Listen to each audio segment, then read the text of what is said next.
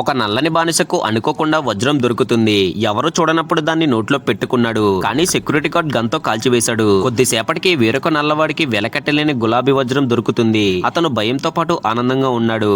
ఆ వజ్రాన్ని తన దగ్గరే ఉంచుకోగలిగితే అతని కుటుంబం మరియు వారసులు జీవితాంతం సుఖంగా ఉంటారు. అప్పుడే దూరంలో ఉన్న ఒక నీటి పైపు పేలుతుంది. అదే అవకాశంగా వజ్రాన్ని తన కాలివేళ్ల మధ్య దాచుకున్నాడు. తర్వాత మల విసర్జన చేయాలని అబద్ధం చెప్పి వజ్రాన్ని ఏకాంత ప్రదేశానికి తీసుకెళ్లాడు. గార్డ్ అతని వెంబడించి నోరు బలవంతంగా తెరిచి వెతికాడు. అదృష్టవశాత్తు అతని శరీరం మొత్తం వెతికినా అతని కాళ్ళ దగ్గర వెతకలేదు. అప్పుడు అతని కింద కూర్చుని మల విసర్జన చేస్తున్నట్టు నటించాడు. చుట్టుపక్కల ఎవరూ లేరని నిర్ధారించుకున్నాక జాగ్రత్తగా వజ్రాన్ని బయటకు తీసి తన ప్యాంటు కాలు నుండి ఒక గుడ్డ ముక్కను చించాడు. దాచడానికి గొయ్యి తవ్వుతుండగా గార్డు తలపై తుపాకీ గురి పెడతాడు.